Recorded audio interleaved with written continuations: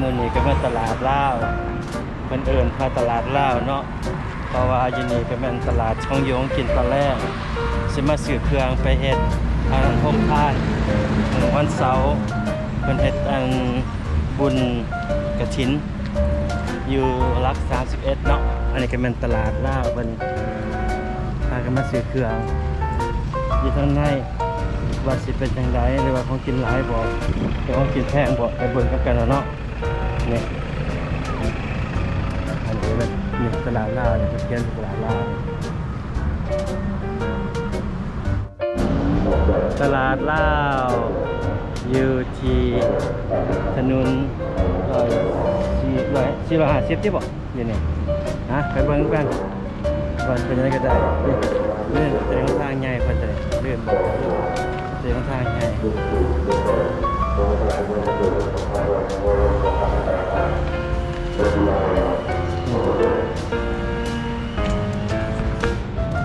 มันมีมะพร้าวขายมีหมากลำไยขายทั้งโซนเนี่ยเป็นน้ำเครื่องอยู่เครื่องเรียนไปเจอใช่หรอหมากไม้มะกอกให้มองเขาขายเป็นขายหมากไม้เป็นหมาก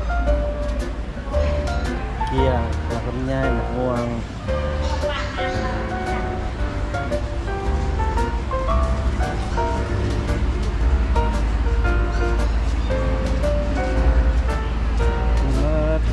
หมักม่วงหมักเกลือหมักแอปเปิ้ลแกเป็นแค่เอาน้ำปั่นม่วงเป็นม่วงหมักมังกร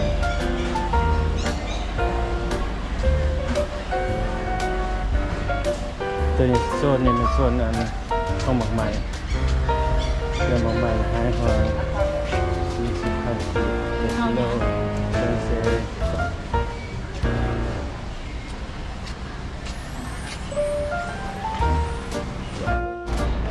โซนเตก็ไม่ขายเครื่องที่ว่าเป็นเฮ็ดบุญกฐินบ่บุญยังบ่ก็แม่นสำเร็จรูปโลดมาเอาโลดมองตัวนี้แถวนี้มันแถวอันขายเครื่องเขาวัดเขาว่าเครื่องวัดจังว่าอันขายแบบเบี้ยพักเบี้ยอย่างนี้เนี่ยจะเป็นของแฮเพชรบ่หมักเพชร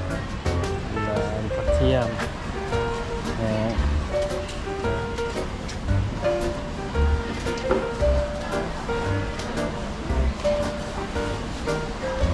มามองนี่ก็แม่นมองคล้ายผักสดคล้ายผักสดแถวนี้ผักสดผักยังมัดแถวนี้คล้ายผักสดคุณนี่จะผักสดมองสดนี่จะสด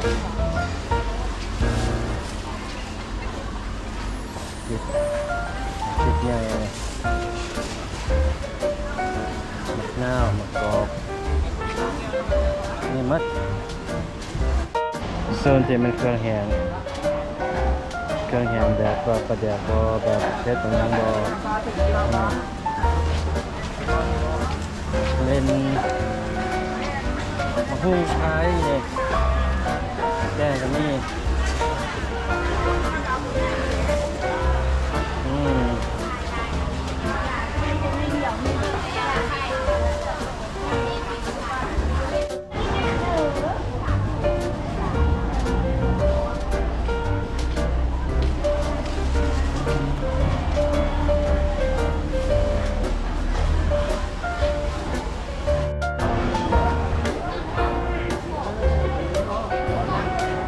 น้ำใหม่แกงน้ำใหม่ก็จะดู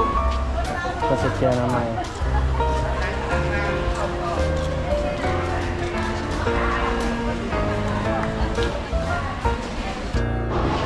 มองนี่มันมองอันของหวานเป็นเค้กบอเป็นยังบอมองเป็นของหวานของเป็นข้าวต้มขนมตัวนี้เงินเมื่อไรข้าวต้มขนมของหวานเป็นเค้กเป็นยัง เ เด็กกระจกหวานเกี๊ยวหมูแบบนี้สีแดงครับ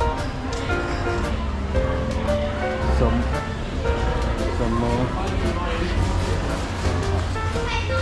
เนื้อชูชี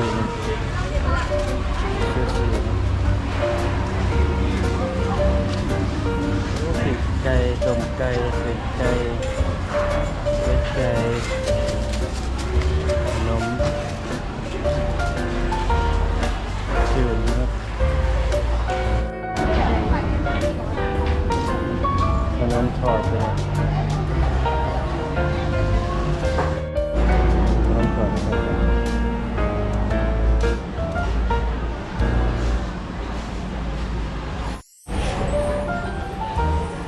ของกินสดของกินซุปเลย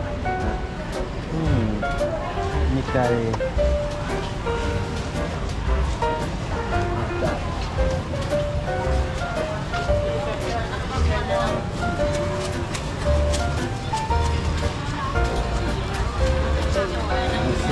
สีเนี้ยกระแต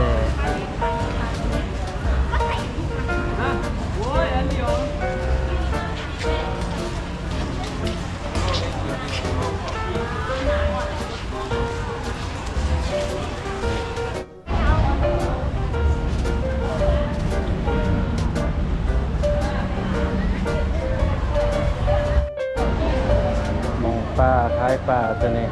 เอียนปลาปลาตองใหญ่หนึ่งเด้อปลาตอง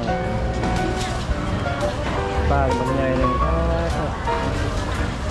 มันเหนียวเยอะ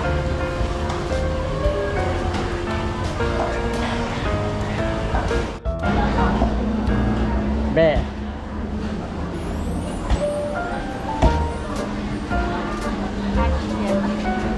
เสียงแบ่เสียงแบ่เสียงแล้วแซ่บ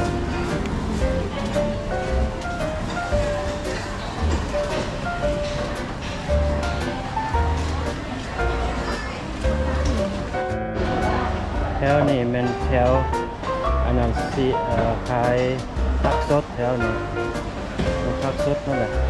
ถ้ามันขายซีนแถวนี้แถวนี้ขายซีนหมูซีนเนื้อซีนเกลือตัวขายซีน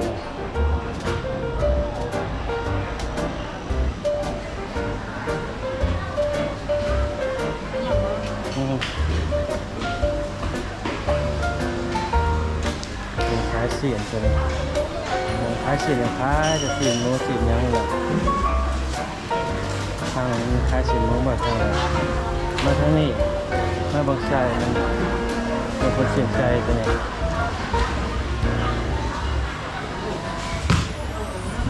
มาเลยไม่เสียนไก่ตัวนี้เสียนไก่ตัวนี้เจ้าไก่ตลาดนี่ก็ตลาดใหญ่ตลาด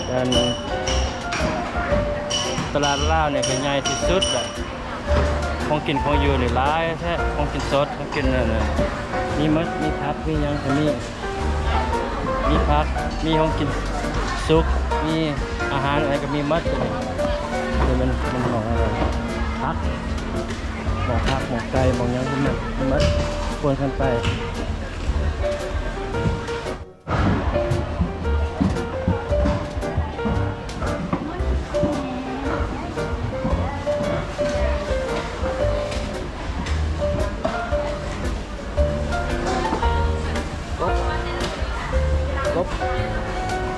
อันนี้เอียนผักสดไก่สด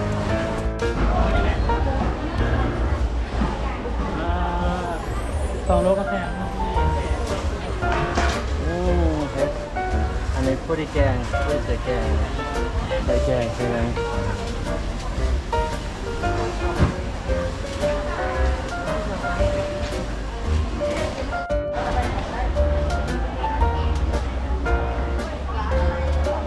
นี่แหละการดำรงชีวิตของคนลาวที่อยู่เมืองลาวต้องได้ดิ้นรนหาเงินหาคำเพื่อจะได้กิน ค่าของสีดก็แพงเดี๋ยวนี้ของสีดแพงหลายเดี๋ยวนี้เงินแจกใจอันนั้นดอนต่อ3,600กีบเดี๋ยวนี้แต่ว่าอาหารการกินเป็นนับมือนับคืน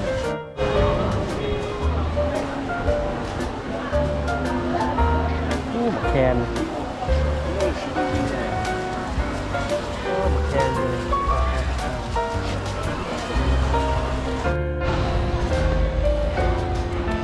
ขายข้าวขายแต่ข้าวตัวนี้โลนึง2,000 กีบ